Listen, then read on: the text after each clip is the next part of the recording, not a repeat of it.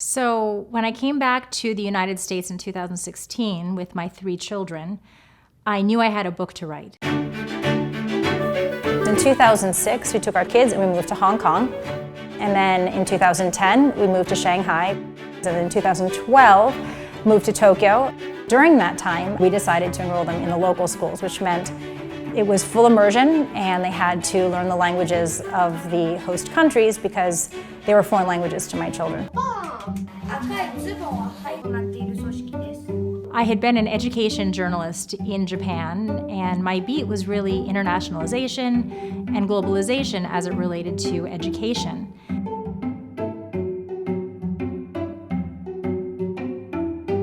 When I came back to the US, I saw the learning expectations were lower, the teacher turnover was an issue, the education funding model was very different. I got thinking, why isn't there more research on what parents can do to help their kids' educational outcomes? And I became obsessed with this topic, and it's probably the seeds of why I wrote this book. Parenting is super hard. Education is a hot button topic, right up there with politics and religion.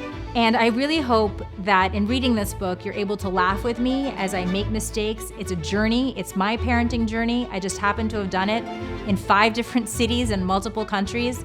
And the best outcome would be if we can all learn together. So what I would love to do, if you could talk about maybe like an educational situation that you may be dealing with at home right now. My 8-year-old asking quite often, why do I have to go to school? What's the point of learning? Put your hands up if you think education is defined by what you learn at school.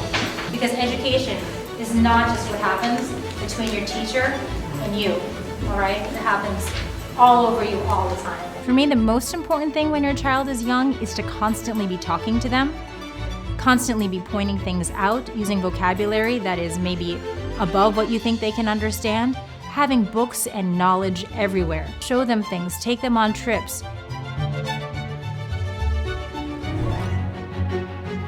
We have amazing resources in this country. And yes, the people who have the wherewithal can make it to the top.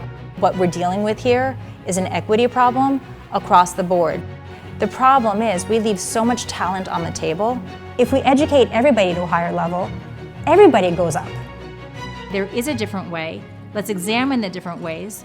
Let's not just implement a curricular innovation or a trend and not think about the lifespan of what happens a year from now, 5 years from now. The more we can come together to work as a community, to have discussions and conversations about how we can help all of our children, the better off we are as a world.